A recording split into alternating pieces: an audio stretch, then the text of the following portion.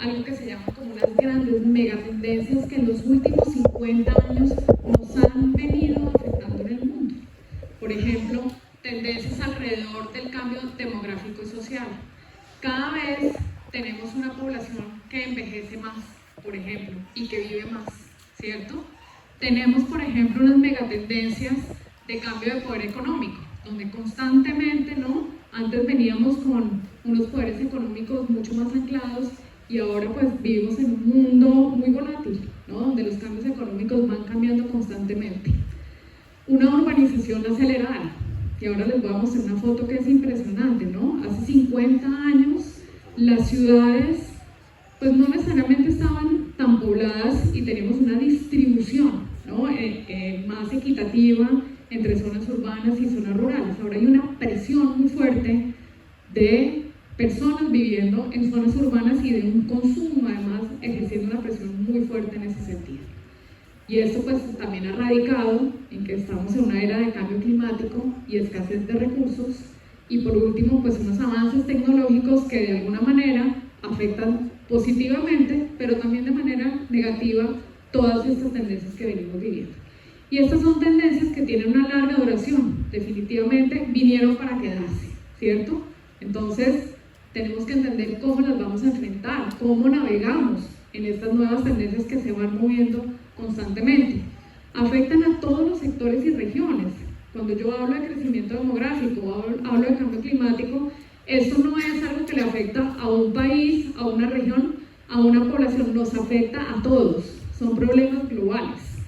Y son transformadoras, porque definitivamente son tendencias que están cambiando constantemente las estructuras, ¿sí? Y esto nos implica entender cómo nos movemos nosotros en estos cambios constantes y con unos riesgos y unas complejidades altísimas. Entonces, para ahí les quiero mostrar algunas fotos, por ejemplo, alrededor del crecimiento y el envejecimiento de la población. Esta era la foto en 1950, ¿cierto? Por ejemplo, miren regiones como América Latina, como Asia, como África, pues no había una presión urbana tan fuerte. Miren lo que está pasando y lo que vamos a vivir la foto al año 2050, ¿cierto? Entonces, solo en 50 años la foto del mundo cambió así en términos de población, ¿sí? Tenemos un sobreconsumo de recursos naturales. Estamos en un punto donde ya no hay vuelta atrás. Ya hemos venido consumiendo más recursos de los que tenemos disponibles. ¿Qué vamos a hacer? ¿Cierto? ¿Cómo vamos a atender este problema? Por ejemplo, el aumento de las emisiones de carbono. Miren la curva, es exponencial, ¿cierto? Cada vez más tenemos un fenómeno de aumento de los gases de efecto invernadero en nuestro mundo y en nuestro planeta. Y esto, por supuesto, pues cuando uno mira, ¿no?, estos problemas, uno mira estas imágenes, uno dice, estos son problemas realmente complejos. ¿Y qué pasa muchas veces?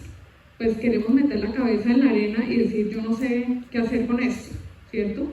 Y desde el punto de vista empresarial pasa mucho. ¿Cuál es el rol que tienen las empresas para responder a estos retos? ¿Tienen opción de no responder? ¿Qué van a hacer? Entonces, aquí empieza a haber un fenómeno muy interesante y es no únicamente estos fenómenos ambientales, económicos que les estoy contando, sino que justamente para atender estos retos ha venido también unas nuevas exigencias o un crecimiento de las exigencias tanto regulatorias como sociales, ¿sí? Y ya vamos a ver, perdón, ya me voy a ir, me voy a adelantar a este, ya me vuelvo, porque miren lo interesante de lo que ha sido esta presión en términos de regulaciones. Arrancamos, por ejemplo, en 1972 con la cumbre de la Tierra de Estocolmo, ¿sí?, que es cuando se empiezan a poner por primera vez esas grandes agendas a nivel internacional de qué vamos a hacer como sociedad para atender estos fenómenos que estamos viviendo. Solo 20 años después, ¿no?, se da la Convención del Marco de Naciones Unidas sobre Cambio Climático, ¿sí?, en el año 92. Y miren cómo ha venido pasando y cada vez más tenemos cada vez más seguido, ¿no?, discusiones a nivel nacional e internacional donde empiezan a hablar de compromisos y de regulaciones vinculantes para los países que también, digamos, nos afectan a todos y a empresas como sociedad y cada vez más y más y más. Por ejemplo, acabamos de pasar la COP16 acá el año pasado en Colombia, donde ya hay la COP de biodiversidad, donde hay una cantidad de compromisos alrededor, ¿no?, de los países sobre unas metas de biodiversidad. Tenemos la COP30 en noviembre en Brasil de este año, donde también se habla de otra cantidad de compromisos y cada año, ¿no?, esta presión se va volviendo más constante. Entonces ahora sí me voy a volver, y es que definitivamente estamos viviendo una transformación sin precedentes. Tanto consumidores como gobiernos, inversionistas y hasta empleados exigen cada vez más a las empresas algo más que simplemente rentabilidad, ¿no? Les están exigiendo un propósito, les exigen responsabilidad, les exigen sostenibilidad. Y esto definitivamente ya no es simplemente un imperativo moral para las empresas, no simplemente tú lo deberías tener, sino que lo que se ha venido demostrando es que esto se vuelve una realidad para el negocio. Las empresas que no logren transitar y adaptarse rápidamente a estos fenómenos y a esas exigencias, digamos, a nivel mundial, van a quedar cada vez más por fuera del negocio, ¿sí? Y esto es un reto muy grande cuando las empresas están constituidas pensándose de una manera a tener que empezar a traer, ¿no?, estos nuevos principios y estas nuevas formas de hacer negocio. Y eso es un reto inmenso que muchas veces, quiero volver a la imagen, prefieren meter la cabecita en la arena, ¿no?, antes de decir yo cómo me como todo este tema. Entonces la sostenibilidad ya no es un nice to have, ¿cierto? A veces muchas empresas dicen, ay, no, pongamos temas de sostenibilidad porque qué chévere, porque no, esto ya no puede ser así. Simplemente se vuelve un componente central del modelo empresarial. Entonces, la reflexión es adaptarse, ya no simplemente es una opción, sino se vuelve una necesidad y es una ventaja competitiva para el sector empresarial. Y quiero mostrarles algunas cifras que son muy interesantes y que muestran por qué les estoy diciendo lo que les estoy diciendo. Por ejemplo, frente a las tendencias de mercado y comportamiento del consumidor, el 85% de los consumidores a nivel global han cambiado su comportamiento por preocupaciones ambientales, ¿sí? Entonces ya como consumidores, muchos de nosotros ya nos cuidamos y preferimos consumir o comportarnos de alguna manera si esto tiene un impacto positivo sobre el medio ambiente. El 62% de los consumidores están dispuestos a pagar más por productos sostenibles.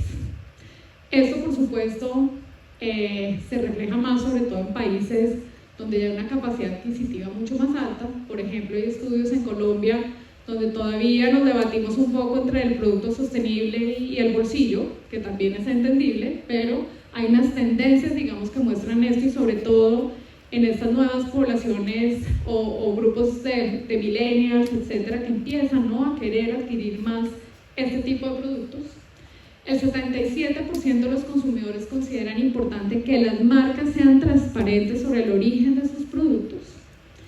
Por ejemplo, en América Latina, 6 de cada 10 consumidores consideran que las marcas deben tomar responsabilidad por su impacto ambiental, y el 52% de los jóvenes ya excluyen marcas que no se alinean con sus valores ambientales, ¿cierto? Entonces aquí empieza a haber una presión por parte de los consumidores y sobre todo principalmente por parte de los millennials y los jóvenes, que cada vez están más conscientes de este tipo de agendas ambientales.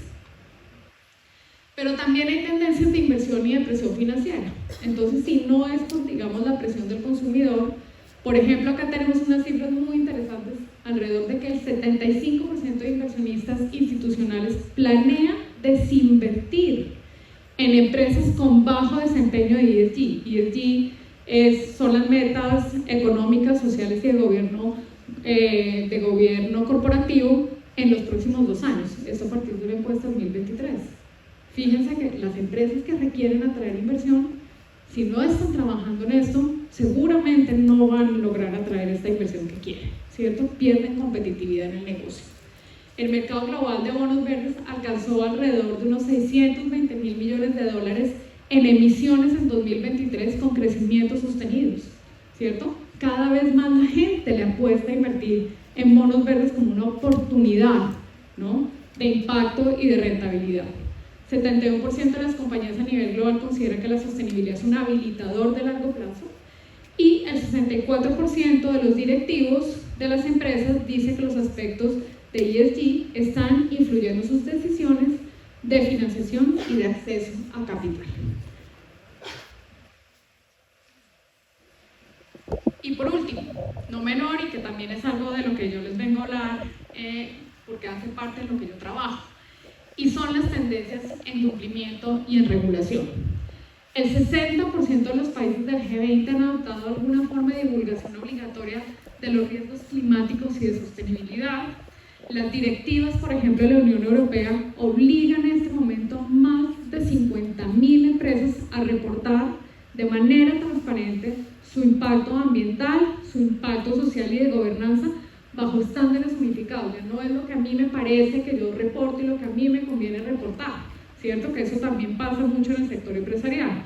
Usted se tiene que acoger unos estándares donde de manera transparente tiene que demostrar si lo está logrando o no lo está logrando, ¿cierto? Y eso pues implica cada vez más que las empresas inviertan y trabajen en estas metas. Y por ejemplo, Colombia, en el año 2022, que Colombia no se queda atrás en regulaciones de sostenibilidad ambiental, por ejemplo, a través de la taxonomía verde, que se alinea con la agenda de los Objetivos de Desarrollo Sostenible y con la agenda del Acuerdo de París para orientar inversiones sostenibles. Pero además hay miles de regulaciones en Colombia que están cada día más afectando, vuelvo insisto, no de manera negativa, obligando a las empresas a acogerse y a cumplir unas metas en distintos aspectos. Entonces, el mensaje aquí es la adaptabilidad como ventaja estratégica para el negocio. Definitivamente, y a partir de las cifras que yo les vengo mostrando, si yo como empresa no me adapto y no empiezo a integrar estos aspectos de sostenibilidad, voy a perder la competitividad en el mercado. La flexibilidad no implica improvisación, que muchas veces también pasa. Esto implica unas planeaciones de largo plazo donde tengo que generar capacidades internas al interior de mis empresas para rediseñar procesos, productos y los modelos de negocio de una manera sistémica. Es decir, yo no puedo seguir haciendo mi negocio como lo vengo haciendo, porque definitivamente nosotros no venimos pensando el negocio con esta nueva manera de entenderlo, ¿cierto? Y esto implica que las empresas empiezan al interior de sí mismas y de quienes trabajan en las empresas empezar a adaptarse y a entender de manera muy distinta el negocio. ¿Qué beneficios están demostrados en muchas empresas que han venido integrando estas metas ambientales en el negocio? Pero además, cuando digo integrar en el negocio, porque muchas veces pasa, y es que yo tengo una área o a la practicante encargada de los temas de sostenibilidad o un área chiquitica. Realmente las empresas que logran los mejores impactos es cuando desde la cabeza y desde el core o el núcleo del negocio la sostenibilidad está integrada, ¿cierto? Y es una diferencia enorme. Yo trabajo en este momento de la mano con más de 380 empresas y definitivamente, ¿sí?, lo que yo he podido identificar y evidenciar es que cuando la sostenibilidad está en el core del negocio, hace totalmente la diferencia, ¿sí? Ahí es donde se ven estos impactos y estas ventajas competitivas. Perdón que se me fue por acá emocionada. Uy, perdón. Entonces, ¿qué beneficios, digamos, están demostrados cuando empiezan a integrar estas estrategias de sostenibilidad? Se reducen costos operativos. Por supuesto, son beneficios de largo plazo, que esto es algo que también es difícil muchas veces de entender porque las empresas, muchas de ellas trabajan en el corto plazo, ¿cierto? Es la rentabilidad del momento. Y tener que hacer inversiones en donde únicamente yo voy a ver estos resultados en el mediano y largo plazo es una decisión difícil, ¿cierto? Pero definitivamente las empresas que lo han logrado hacer han logrado demostrar reducción de costos operativos, se logra eficiencia energética, se logran reducciones de materia virgen y así sucesivamente. Hay varios indicadores que demuestran cómo se logran estos costos operativos. Se diferencia la marca, muchas marcas cada vez están siendo más reconocidas por los consumidores, no en sí mismo por el producto, sino por lo que el producto representa, ¿cierto? En términos de sostenibilidad, y esto también va muy de la mano no solo con lo ambiental, sino con lo social, por supuesto. Anticiparse a los riesgos regulatorios y reputacionales. En este momento, por ejemplo, muchas de las empresas con las que yo trabajo, que están obligadas a cumplir metas en temas de economía circular, al no haberse anticipado, ¿sí?, en este momento, pues tienen muchos riesgos de empezar a incumplir, ¿cierto? Y esto pues implica unos costos muy altos para las empresas. Las empresas que logran anticiparse y logran empezar a implementar medidas, pues logran resolver mucho más fácil esas exigencias normativas y no les cae encima, ¿no?, en último momento. Y una mayor atracción de recursos que, como les mostraba, definitivamente los inversionistas cada vez están queriendo invertir en empresas que realmente están tomando muy serio los temas de sostenibilidad.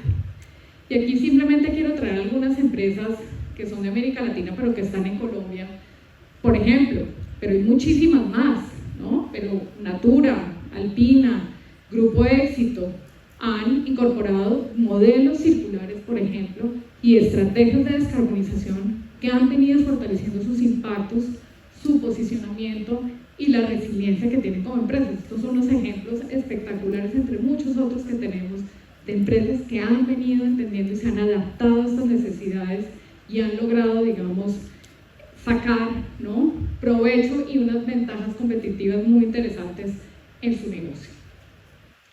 Y aquí quiero entrar entonces con una segunda idea, ¿sí? Y es que algo que ha pasado de manera muy interesante, y es que las empresas y el sector empresarial ha entendido que para lograr atender esos grandes retos no lo pueden hacer solos, y que la colaboración se vuelve muy poderosa para lograr atender esos grandes dolores que yo llamo como compartidos o colectivos, ¿cierto? Frente a retos que son tan complejos como la crisis climática o la contaminación plástica, las soluciones no pueden venir de una sola empresa, ¿no? Son problemas muy grandes, solo no se puede hacer, ¿cierto? Entonces, esto, digamos, ha llevado a que la colaboración entre lo que podemos llamar competidores en el mercado, ¿no?, entre distintos sectores, entre distintos países, se vuelva un espacio neutral para colaborar. Entonces, ¿qué es lo que les ha permitido, qué permite? Pues encontrar estas soluciones a estos dolores colectivos que son muy difíciles de hacerlo solo, ¿no? A compartir costos, por ejemplo, de innovación y de riesgo, ¿cierto? Empezar a entrar e invertir en temas de innovación, los riesgos son altísimos, yo no sé cuál va a ser el resultado. Si lo hacemos entre todos, compartimos, ¿no?, este costo y este riesgo, y el resultado al final es un beneficio para todos. Se escalan pilotos a nivel sistémico y además permite empezar a construir una mayor confianza entre reguladores y consumidores. Y aquí es donde yo quiero entrarles a contar sobre mi programa, porque de hecho Visión Circular ANDI es un modelo de colaboración y de impacto colectivo. Nosotros somos parte de aquí, no me va a quedar porque el tiempo ya va avanzando, pero nosotros en este momento como programa somos un aliado estratégico de más de 380 empresas y cada vez va creciendo más, ¿sí? Cada vez más empresas se van sumando a este colectivo, ¿sí? Y básicamente lo que nosotros hacemos, y ya les voy a explicar más puntualmente, es articular distintos actores y desarrollar estrategias que sean competitivas para garantizar y superar el cumplimiento normativo que tienen las empresas en materia de circularidad, de economía circular. Atendemos distintas necesidades colectivas de todas nuestras empresas afiliadas, justamente contribuyendo y trabajando alrededor de sus metas ambientales, sociales y de gobierno corporativo. ¿Por qué nace Visión Circular? Justamente nace por todo lo que les he venido contando. Colombia ha sido un país pionero en América Latina en querer liderar la agenda de economía circular y somos un modelo en América Latina. ¿Cómo se ha dado esto? A partir de regulaciones, de lo que uno llama el garrote, obligando a las empresas a cumplir con unas metas de circularidad. Entonces, por ejemplo, desde el año 2007 Colombia arranca, y esto bajo un principio de economía circular muy interesante que se llama la responsabilidad extendida del productor, es decir, la responsabilidad extendida del privado en atender y cumplir estas metas. Finalmente, mi programa nace en el año 2018 y por liderazgo justamente de las mismas empresas que buscan agruparse para poder cumplir estas metas bastante ambiciosas. Básicamente, ¿qué dice la regulación? Para el año 2030, ustedes como empresas tienen que demostrarme el 30% de la reincorporación en nuevos ciclos productivos de lo que usted pone en el mercado. Cuando esto arranca, las empresas no estaban preparadas. De hecho, nos llega la ley de plásticos de un solo uso en el año 22 con unas exigencias muy altas en términos de plásticos, exigencias muy similares a las que está teniendo la Unión Europea, que arrancó en los años 90, ¿cierto? O sea, cuando nosotros hablamos con nuestros pares en Europa dicen, pero ¿cómo es posible que Colombia esté teniendo estas metas? ¿Cierto? Las empresas no tienen cómo. ¿Y la solución cuál ha sido? Trabajemos todas de la mano a través de este programa colectivo, invirtamos en innovación, invirtamos en estrategias para lograr cumplir. Y eso es básicamente lo que hacemos. Es absolutamente interesante estar sentada con todas las empresas que compiten en el mercado, sentadas diciendo qué hacemos juntos para lograr esto, ¿cierto? Entonces, esto es un modelo de colaboración muy interesante. Por ejemplo, aquí pueden ver todos los sectores productivos que hacen parte de Visión Circular y que, por ejemplo, el sector de alimentos es el sector más representativo junto al de cosméticos y aseo, donde tengo todas estas empresas que compiten, pero que están trabajando activamente en lograr avanzar en estas metas. Pero además no solo trabajamos entre empresas, tenemos que colaborar con todos los sectores de la cadena. Trabajamos con las empresas, con fabricantes, con transformadores, con gestores, con consumidores, con alcaldías, porque problemas tan complejos nos implican definitivamente todos estar trabajando juntos y adaptándonos a trabajar y aprender a trabajar juntos. Entonces, pasamos de la presión a la oportunidad. Pasar de una sostenibilidad corporativa de cumplimiento a una cultura transformadora requiere un cambio de paradigma. Dejar de ver la sostenibilidad como un requisito externo y empezar a gestionarla como una ventaja competitiva. Una empresa que entiende esto no ve la sostenibilidad como una carga, lo ve como un motor de innovación, de eficiencia y de resiliencia. Y simplemente para cerrar, porque la pregunta es, bueno, sí, listo, pero ¿esto qué se requiere al interior de las empresas? Por un lado, las empresas tienen que generar capacidades internas para poder gestionar la sostenibilidad como un eje de negocio, que es lo que yo les decía. Yo veo muchas empresas que la sostenibilidad está ya atrás y no parte como parte del negocio. Liderazgos con visión sistémica y valentía para colaborar, ¿cierto? Que eso creo que también muchas veces es difícil, sobre todo desde nuestra mirada tradicional de liderazgo. Esto nos obliga a adaptarnos a unas maneras de liderazgo distintas, ¿no? Y una cultura organizacional que, por supuesto, valore el largo plazo y que entienda que esto no se trata de inmediatez, ¿no? Se trata de unas visiones mucho más estratégicas. Entonces, con esto termino. Espero que les haya aportado, que los deje pensando. Y bueno, muchas gracias y abierta a preguntas.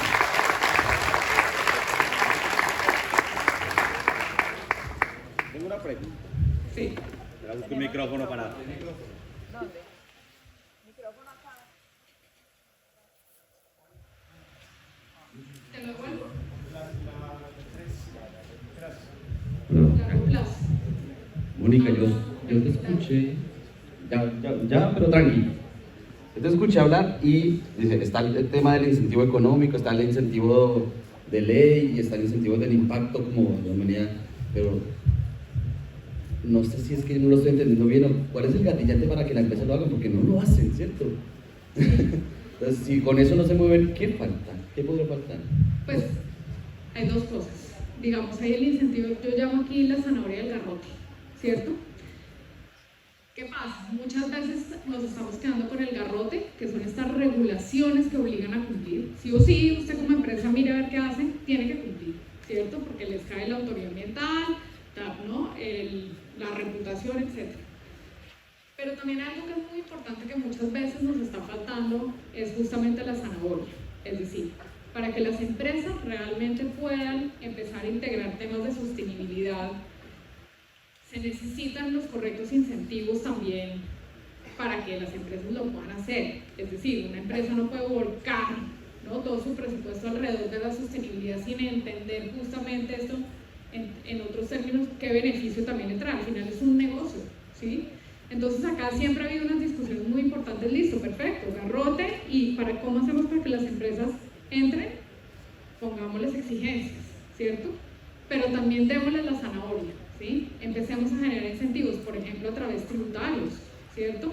O a través de otro tipo de estrategias en donde las empresas definitivamente también ven una oportunidad de poder implementar, y esto trae un gana-gana para todos, ¿sí? Entonces ahí hay unas discusiones muy importantes entre cómo apretamos, pero también desde, por ejemplo, los mismos gobiernos, hablando justamente de adaptabilidad y flexibilidad, también se generan estos marcos que les permiten a las empresas poder entrar fácilmente, pues o no sé si fácilmente, pero poder entrar, y que ellos también vean un beneficio y un incentivo alrededor de entrar a esto, ¿cierto? Porque claro, las cifras que yo les di al final son resultados de mediano y largo plazo, y muchas empresas, sobre todo acá en Colombia, que son empresas pequeñas, empresas medianas, su mayoría, pues necesitan incentivos positivos también para poder ir adquiriendo estas transformaciones al interior de sus empresas. Entonces, son ambas cosas. Sí. Tengo por aquí una pregunta para ti, y es, primero me encantó todo lo que vienes a contarnos, me sorprendió mucho ese conjunto de empresas, todas trabajando juntas para un mismo propósito, eso me encanta. Quería preguntarte, en tu experiencia trabajando en tantas empresas en sostenibilidad, ¿cómo has visto aquí en Colombia el fenómeno del greenwashing, ¿no? Que como yo lo entiendo, es este fenómeno en que las personas quieren venderse como empresas que están contribuyendo a la sostenibilidad, al medio ambiente, pero es solo como una pantalla o cosmético. ¿Cómo lo has visto y lo has vivido aquí en Colombia? Sí, yo creo que pasan dos fenómenos que son muy interesantes. Uno, por supuesto, que hay empresas en que han entendido que la sostenibilidad es una oportunidad de cara al consumidor, pero que piensan que únicamente es un tema de marketing y no justamente de interiorizar esto. Y hay algo, por ejemplo, en Europa, y yo creo que eventualmente llegará, ojalá pronto también en América Latina. Colombia se está regulando, ¿no?, los temas de cómo publicitar y cómo marketear los resultados y los impactos en sostenibilidad, justamente para controlar el greenwashing. Lamentablemente pasa y sigue pasando, ¿no? Y claro, a veces también los temas de sostenibilidad son tan técnicos que nosotros como consumidores tampoco sabemos muy bien si lo que me está diciendo es verdad o no, ¿cierto? Claro, y desde que yo empecé a trabajar en estos temas, me dicen, no, esto no es tan cierto como uno piensa cuando uno va a comprar el producto y dice, ¡ay, qué maravilla! No, ¿sí? Entonces, desde mi punto de vista, yo sí creo que hay que tener unos criterios, unos parámetros para cuando yo quiero marketear, digamos, la sostenibilidad, bajo qué lo puedo hacer, ¿cierto? Ese es un punto de vista que yo tengo.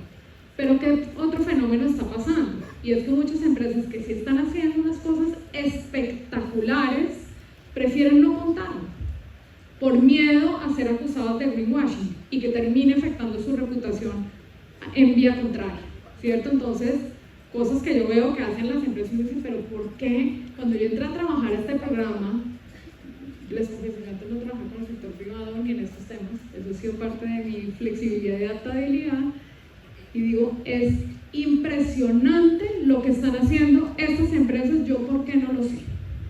¿Sí? Y hablando con las empresas, me decían, nosotros preferimos curarnos en salud, ¿sí?, y no contarlo justamente para que esto no pueda ser después jugado en nuestra contra. Entonces sí hay ahí como esa, ¿no?, el que sí prefiere contar un poco y no le importa, así no sea verdad, o las que hacen mucho pero prefieren cuidarse para que después no sea utilizado en contra. Entonces yo creo que eso también hay que saber cómo manejarlo bien. Mónica, una reacción ahí es cómo, como consumidor, puedo identificar qué es greenwashing o no, dónde me están engañando, qué nos recomendás para poder comprar mejor productos donde sí se está haciendo esto. No, pues voy al mismo argumento, ¿sí? Todavía es muy difícil, por eso creo que hay que establecer unos parámetros muy juiciosos para que las empresas tengan claro qué pueden marketear, cómo se cuenta, para que realmente haya una mejor información. También, por ejemplo, hay toda una discusión del ecoetiquetado, que en este momento se está regulando en el país, principalmente para temas de economía circular, ¿sí? Y es que en la etiqueta puede haber mucha más información, sino que es que ahí siempre hay una pelea con todo el tema de la etiqueta y la cantidad de información que tiene, qué tanta información yo debo poner para que el consumidor pueda consumir mejor el producto, ¿cierto? Esa discusión la estamos teniendo ahorita con gobierno en temas de economía circular. ¿Cuál es la información que debe haber en el etiquetado? Porque fíjense que la etiqueta ya compite con los productos saludables, alto sodio, esto, una cantidad de información. Y eso también es todo un problema frente al producto. Entonces sí hay una discusión del ecoetiquetado, qué información, por ejemplo, en materia de circularidad debe haber para que el consumidor al menos sepa que lo que está consumiendo sí es el producto, es reciclable o no reciclable y qué criterios debería tener. Pero todo esto tiene que avanzar más en ese sentido para que como consumidores sepamos más y tengamos más información. Bueno, Mónica, en tu experiencia, ¿cuáles han sido los tips que han permitido que en las empresas estos programas sean exitosos y permeen en la cultura de las organizaciones? Digamos, yo creo que dos cosas. Uno, el éxito, o el primer momento del éxito sí ha sido el garrote. Es decir, definitivamente, y ahí parte el mensaje, las regulaciones sí están llevando a que las empresas definitivamente digan, no todas, hay algunas que por sí solas lo han hecho, pero muchas digan, ok, esto lo tengo que hacer, ¿cierto? Y lo voy a hacer, lo prefiero hacer junto, porque es que definitivamente solo es costoso, es difícil, no lo sé hacer, ¿no? En cambio, entonces lo ven como una oportunidad, digamos, de eficiencia, ¿no? Y de resolver como un problema que tienen que atender, que es el tema de cumplir con la regulación. Sin embargo, en la medida, por ejemplo, en que un programa como Visión Circular viene avanzando, digamos, hay como estos otros dos incentivos, ¿sí? Por un lado, lo que yo les decía en el tema de anticipación, estas regulaciones cada vez son más duras, ¿sí? Y cuando uno mira las metas, si ustedes miran, ya es un tema muy técnico, pero las metas de plástico de un solo uso, las empresas dicen, no lo vamos a lograr, ¿cierto? Entonces parte del incentivo es decir, ya no simplemente es cumplir por cumplir, trabajemos a través de Visión Circular para invertir realmente lo que llevamos como las condiciones habitantes de circularidad, desde lo social, desde lo ambiental, en innovación, en fortalecimiento de cadenas de valor, porque las empresas necesitan prepararse, ¿cierto? Necesitan prepararse y a su vez lo empiezan a ver como un valor cada vez más en la medida en que pasa el tiempo, porque es que estos son temas de mediano y de largo plazo. Entonces, en la medida en que las empresas están trabajando en esto, lo empiezan a ver como un beneficio para ellas. En estos indicadores que yo les decía, mayores eficiencias, mejores resultados, mayores impactos, etc. Entonces, son las dos cosas que van caminando al mismo tiempo. Antes de que sigamos con las preguntas, hay varias, entonces organicémonos como decimos, vamos a hacer una de izquierda, una de derecha y como de adelantito hacia atrás para que no nos perdamos en el orden porque hay muchas preguntas. Lo bueno es que tenemos todavía 10 minutos de preguntas, entonces estamos bien por ahí. ¿Listo? Entonces, hubo preguntas allá, voy a dar la palabra por este lado y regresamos allá. Gracias, Mónica. Gracias a los ángeles que han traído el tema de sostenibilidad. Mónica, Colombia tiene unos sitios naturales espectaculares. El turismo es una punta de lanza. Y sitios como la Cascada del Fin del Mundo, que es un sitio natural totalmente. Cuando yo fui, había muchos plásticos de un solo uso, muchos paquetes. Y no solamente ahí, sino en varios sitios naturales, las personas lo que hacen es vender paquetes y utilizan plásticos de un solo uso y nosotros los ciudadanos dejamos todo tirado por todos lados. ¿Hay algún tema que ustedes ya tengan hablando respecto al turismo? Esa es uno. Y dos, ¿cómo nosotros desde la ciudadanía podemos sumar en esta campaña? En esta causa. Exacto, gracias. Sí, pues, es decir, a mí en lo personal me encantaría que el programa pudiera llegar, ¿no?, a todos lados, pero justamente son problemas muy grandes y complejos. Nosotros, desde el punto de vista territorial, priorizamos lo que se llaman territorios marino-costeros, porque es donde se concentran las principales brechas alrededor y problemas alrededor de economía circular o de circularidad o de residuos, pues porque, por ejemplo, son territorios donde generalmente no llega el servicio público de aseo, no hay organización de recicladores, valga la redundancia, organizados para recoger los aprovechables.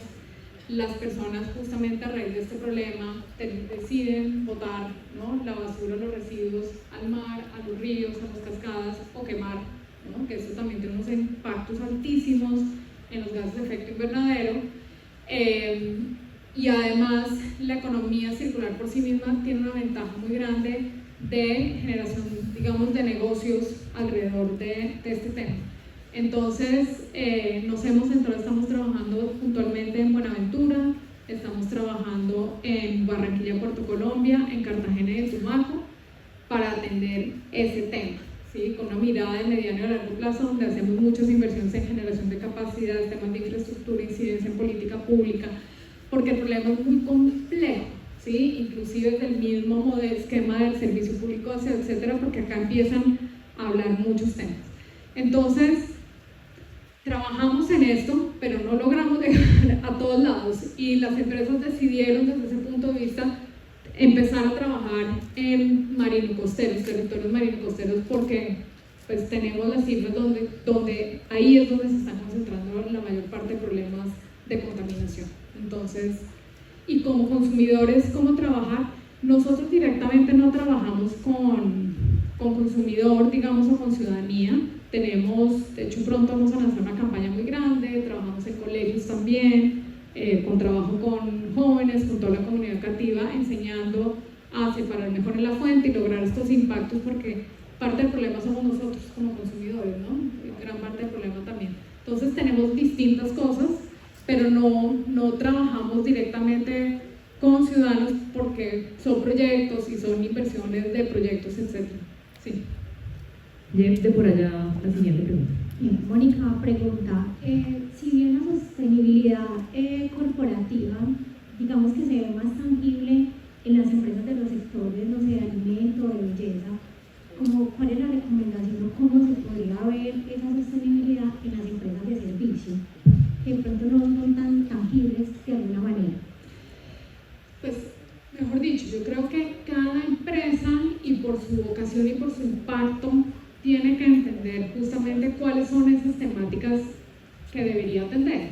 Yo porque muestro acá cosméticos y el sector alimentos, porque es consumo masivo, que es a quien le afectan más este tipo de regulaciones de economía circular. Puntualmente, las regulaciones alrededor de envases y empaques que ponen en el mercado y que contaminan, que es todo el tema de lo que yo consumo. Nosotros constantemente estamos consumiendo envases y empaques. Entonces, pero eso no quiere decir que estas empresas que están acá únicamente estén atendiendo esto, sino que tienen otra cantidad de estrategias de acuerdo, digamos, a su vocación. Entonces, yo decirte una empresa de servicios debería centrarse acá, yo creo que eso es una decisión, un entendimiento, digamos, más de ejercicio interno, ¿no?, de entender cuáles son como esos ejes transversales donde genera un impacto sobre el ambiente, un impacto sobre lo social, y ahí entrar como a definir cuáles deberían ser estas estrategias o derroteros.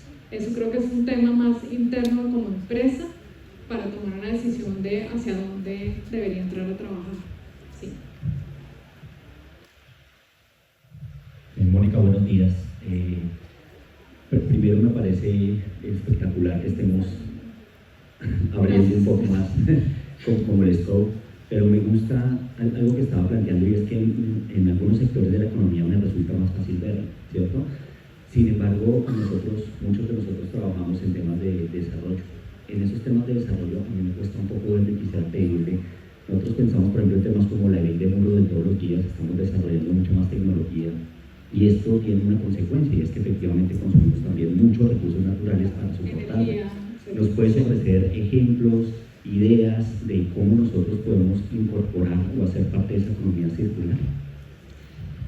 Pues, digamos, no sabría muy bien, pero justamente, pues porque estoy metida como en otro mundo, porque es que la economía circular puede ser todo, yo lo puedo meter en marcos de circularidad, ¿cierto? Yo trabajo más en ese punto más de consumo masivo, en eso, pero lo que sí, digamos, mejor dicho, parte de lo que muchas empresas que trabajan conmigo en este tema de consumo masivo, pero también tienen otras estrategias de circularidad justamente en entender, no sé, pero es que tendría que entender un poco más qué puede ser.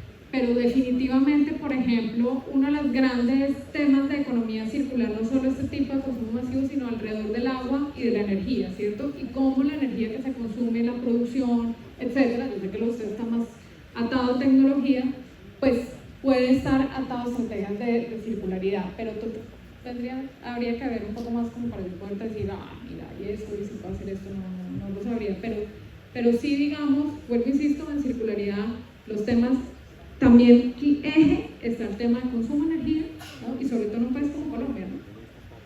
Y el tema del consumo del agua, que cada vez tenemos unos grandes retos en ese sentido, pero no te tendría el ejemplo completo.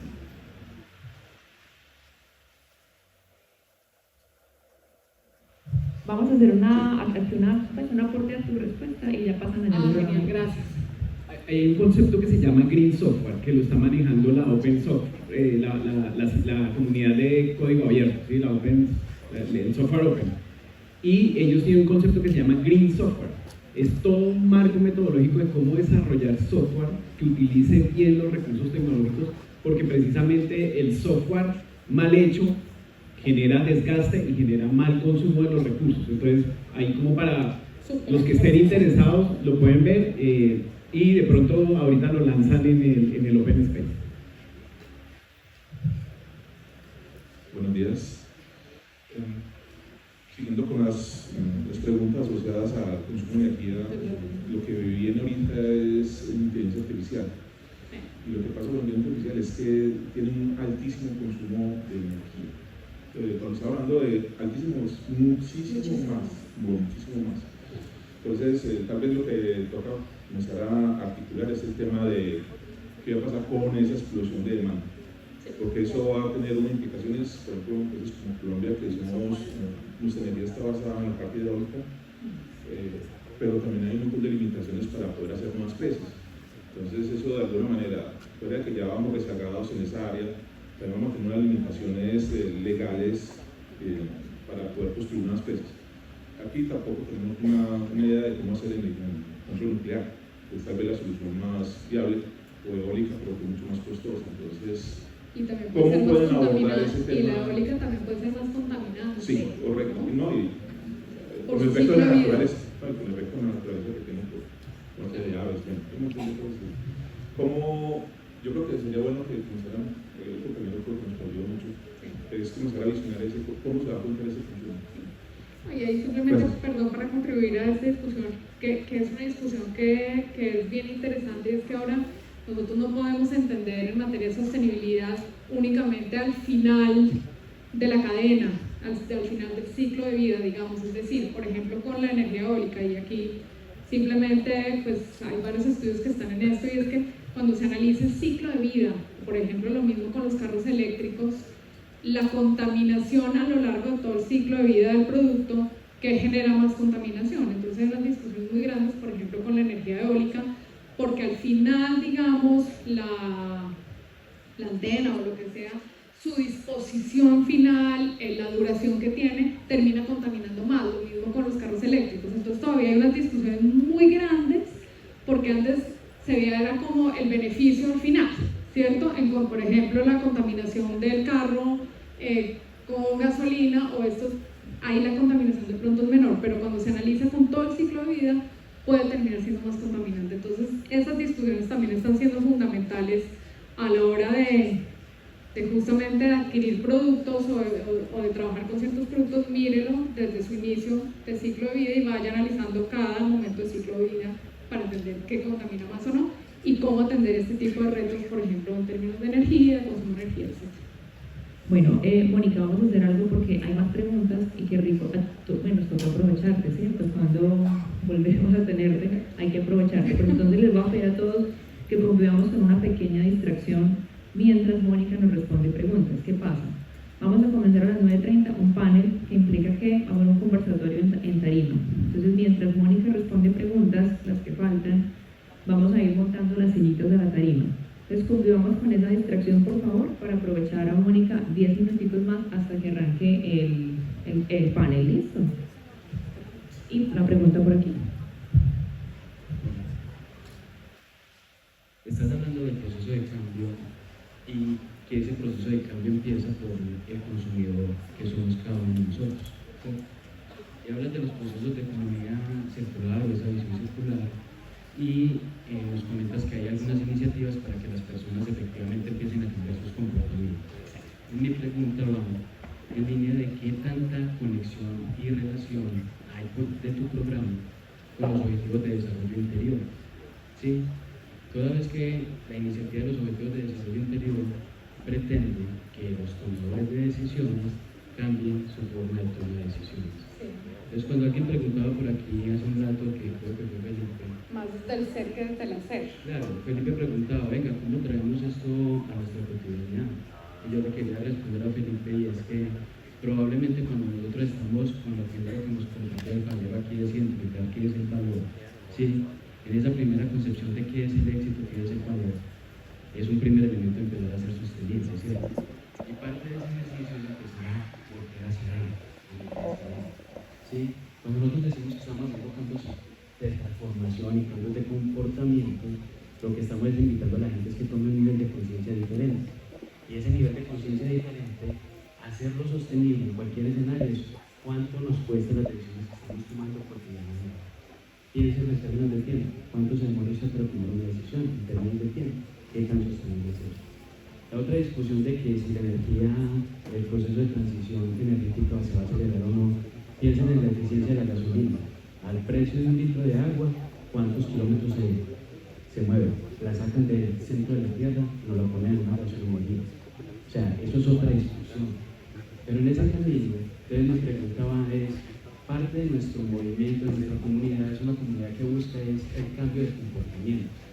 Y ese cambio de comportamiento, uno de los horizontes que hemos visualizado es que los objetivos de desarrollo interior, que son la respuesta al mismo cumplimiento de los objetivos de desarrollo sostenible, es como el modelo que se está proponiendo globalmente para trabajar. Entonces mi inquietud era tú, dentro de ese programa, dentro de esos ambientes donde tú te estás moviendo, ¿qué tan cotidiana es esa conversación? Porque uno no lo escucha en el discurso político, no lo escuchan en diferentes actores, en algunos, pero esos objetivos de desarrollo interior, ¿qué tan conectados están con eso? Me encantaría decirte que muy, pero definitivamente yo creo que sobre todo desde el punto de vista como cultural nosotros seguimos separando mucho lo técnico, ¿no? Como esta parte más técnica o dura de la parte blanda y del ser, ¿cierto? Porque es que al final y definitivamente cuando tú miras, por ejemplo, esas grandes empresas que han logrado unos cambios importantes, por ejemplo, en materia de sostenibilidad, y yo por eso insistía mucho en ver el líder, ¿sí? Porque ahí justamente es donde tú sí ves, digamos, esa conexión, ¿no? Entre este tema más del ser, ¿no? Y esa mirada más interna de ese cambio, digamos, que hay que hacer de comportamientos, de la misma forma como se ve el mundo, ¿no? Y esos son los líderes, digamos, porque no simplemente es un líder que toma una decisión técnica, ¿sí? Sino es un líder que hace un cambio al interior de su ejercicio, su mirada, inclusive no solo empresarial, sino del mundo, que termina liderando esas transformaciones hacia afuera, ¿sí? Entonces, cuando yo te lo digo, ¿qué tanto desde un ejercicio como visión hay una discusión tan fuerte en eso? No, ¿cierto?